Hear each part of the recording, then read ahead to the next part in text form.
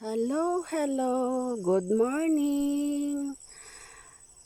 Good morning sa aking mga followers at sa aking mga subscribers. Sana kayo dyan ay nasa mabuting kalagayan at saka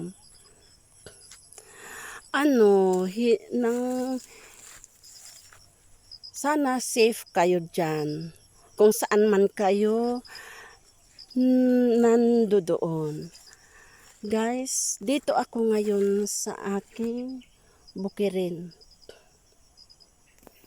I'm here in the farm. Dito, guys, sa aming probinsya, sa North Cotabato, marami dito ang source, mostly dito is farming. Marami, iba-iba ang mga dito, mga tanim, mga pangkabuhayan. Mayroong corn,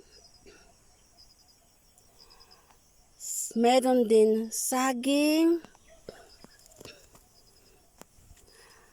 meron din palm oil, meron din yung niyog. Pero dito talaga mostly na ngayon ang nangingibabaw na palm oil farm. So meron akong konti lang yung sa akin, mga 3 hectares, pero yung mga about almost 500 kapuno tong sa akin, pero parang ang hinaharbisan namin ngayon is mga 200. Dito na kami, guys, nagha-harvest kami ng palm oil. Ang palm oil kasi, guys, siya ng sustainable. Kasi mula sa pagtanim, magbilang ka ng 3 years talaga.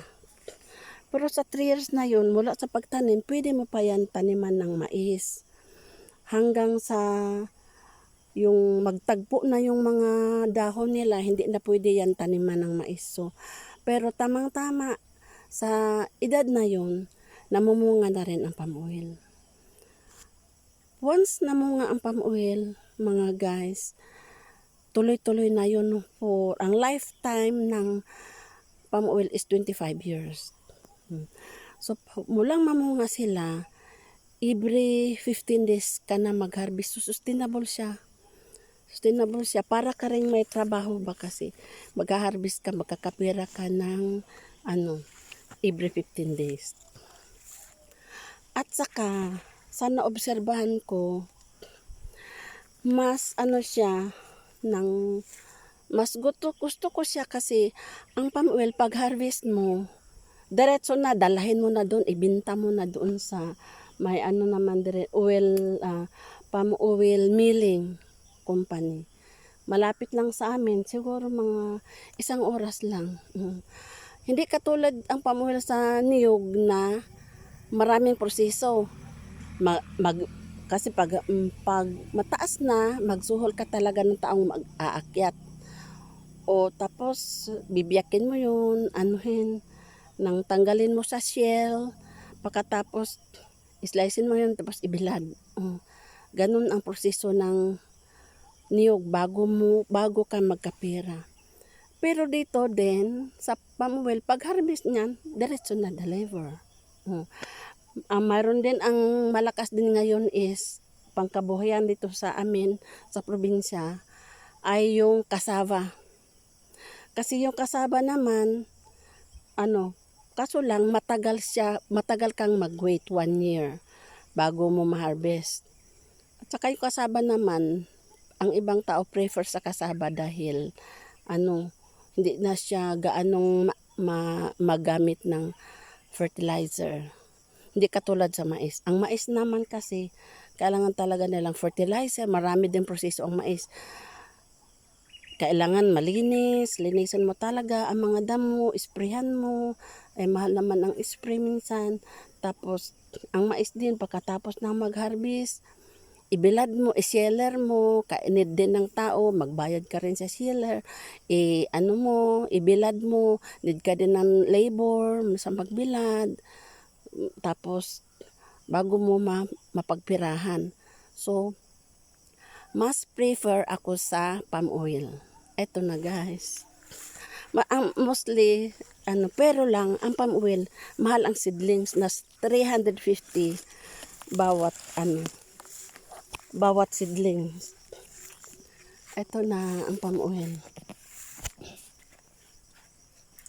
Nag-harvest kami ngayon guys. Ang palm oil naman, need siya ng fertilizer every 3 months. Ang fertilizer ng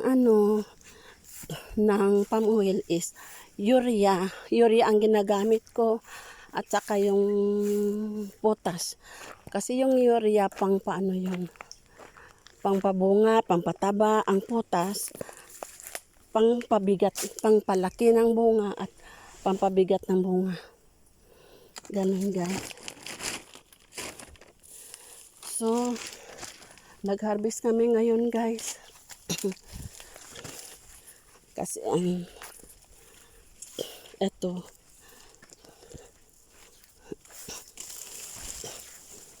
ang hinabis namin guys. Ay, may lost fruit dito. Nandito ako guys. Nandito ako kasi mamulot ako ng lost fruit. Yung overripe na ba? Pag overripe na yan, mahuhulog na siya. Kaya sayang, pinupulot ko yun. Mamumulot ako. Yan. Ito na yung Ito ang hanap buhay ko dito guys. Ito na yung na-harvest namin na palm oil.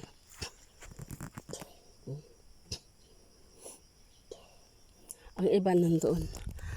At saka guys, ang palm oil, ito mga to, 200 na puno, siya. Usually, ang nagbibinta kami ng, noong pag marami siyang bunga, nakakabinta ako ng 8,000 something every 15 days. At saka hindi pa naman kasi siya full bloom. Sa 200 ka puno na palm oil, yung iba hindi pa talaga namumunga talaga ng husto. Hindi pa full bloom. Kaya siguro pagka lahat-lahat na namumunga, siguro sobra pa sa 8K ang ang nabibinta. Pero at least mayroon akong hindi na ako, kasi dati guys, OFW ako sa Hong Kong. Bago ako umuwi dito, nagtanim muna ako. Tapos yung alam ko na malapit na siyang mamumunga, nag-for good na ako. At saka yung time na nag-for good ako after sa COVID-19, nag-decide na akong umuwi kasi parang mayroon yung mga news na mayroong third wave. Natakot na ako kasi nagpasya na akong umuwi. Pag uwi ko, hindi pa talaga siya, maliliit pa yung, hindi pa karamihan yung kadami yung na-harvest namin. Pero din ako tinda-tindahan, nagbigasan, pautang-pautang bawan, awan sa, yung monthly ang bayad. Sa awan ng Diyos, naman siya, nag-work. Although, minsan yung iba hindi nakakabayad, pero kailangan naman sa negosyo maging patient ka. May patient ka talaga. Mag-antay ka talaga. At saka yung nagungutang sa huwag mong awayin. Yun ang secret. Kaya yun, hanggang sa nag-harvest na rin akong marami-rami. Ito na. Ito guys, mamumulot na ako guys. Pupulutin ko yung yung mga lost fruit. Kasi sayang siya guys. Sayang. Tika, mag-gloves ako guys. Parang ano. Mag-gloves ako guys. Suot ko yung gloves ko. Kasi yung iba nalata na guys. Nalata na yung iba. Kaya mag-gloves ako. Gulo tayo guys. Kasi sayang din. Sayang din ito guys. Yung ano, palm-oil. Eto, halos dito guys, palm-oil dito sa North Cotabato. Halos palm-oil na kasi yung sinabi din ng may-ari ng milling company na magtanim ng palm-oil kasi darating yung time na kasi nag-enter siya ng bidding na mag-produce ng oil palabas ng bansa.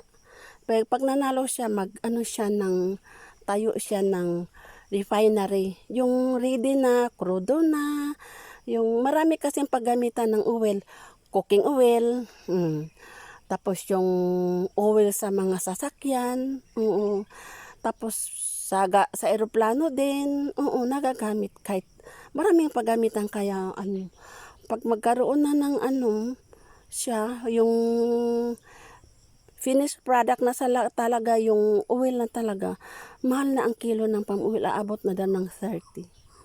Ngayon, mga 7 something pa lang. Yun. Gulat na tayo guys. Pero ako kasi, babae ako guys, wala naman, I'm widow. Ako lang mag-isa. Ako lang nagmamalit sa farm ko. Tama na tong 3 hektarya sa akin.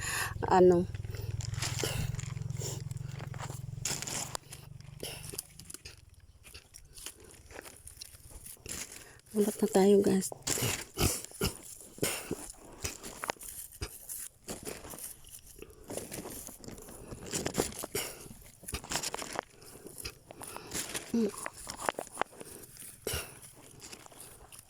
Yun.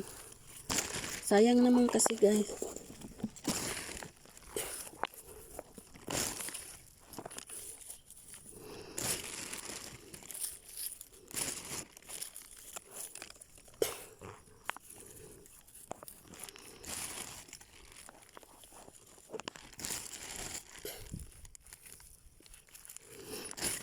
Sumasama ako guys kasi ako yung namumulot ng mga loose fruit.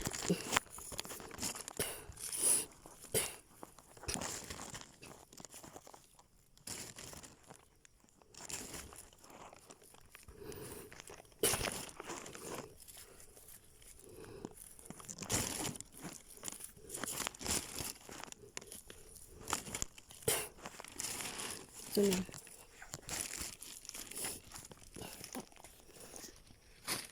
Hanggang dito na lang guys. Please don't forget, thank you for my followers and subscribers. Please don't forget to hit the subscribe, like, and share. Baka naman, hindi naman ako nagsasalita ng patapos. Kasi, alam mo guys, ako, nang isa lang ang anak ko, nag-graduate na siya. Saka wala naman yung baka sakali sa bandang pag nag-work na itong vlog ko. Siyempre, balak ko rin na mag-share sa mga yung nangangailangan, 'di ba? Kasi ganun yun guys. Ako guys, kahit widow ako guys, pero yung masasabi kong napaka-bless ko rin. Kasi at least ko yung napatapos ko yung anak ko. Hindi naman ako mapira, pero at least hindi ako kinakapos. Nakakain ko yung gusto kong kainin. Nabibili ko yung gusto kong kainin. Nabibili ko rin yung anong gusto ko na. Siyempre, ang mga babae, gusto natin na mga ganda, mga pang ano dyan sa mukha, nabibili ko rin. Kaya so baka sa bandang huli mag-okay na tong vlog ko. Gusto kong mag-share ng blessings. Kasi ako naman guys, siguro kaya ganun na lang na parang hindi naman ako mapira, pero hindi din ako nahihirapan sa pera. Kasi naman ako guys, share. Kahit ganun lang ang pera mo, kahit kunti lang ang pera mo, basta may kailangan natin mag-share tayo. At saka kailangan buka sa dibdib mo yun. Hindi yung mag-share kang parang parang nag ka ba na may ay sayang, bakit ako tapos kung baga yung tinulungan mo hindi nagbalik sa iyo, ay tinulungan ka yun, walang utang na loob. Hindi ganun guys. Pag tumulong ka, bukas sa bibig, bukas sa isip mo, bukas sa puso mo. Kasi guys, kung anong laman ng puso mo at saka isipan mo, hindi man nakikita ng tao, ang Diyos, nakikita ng Diyos. Alam mo guys, ang Diyos na ang bahalang magbalik sa'yo. In any way, sa ano-anong paraan. Ganon yun. Kasubok ko na yun guys. Subok ko na yun. Kaya hanggang dito na lang ako guys. Salamat sa panunood nyo. Salamat sa pagtatyaga nyong manood sa video ko. Please don't forget, like, share, and subscribe. Salamat. God bless.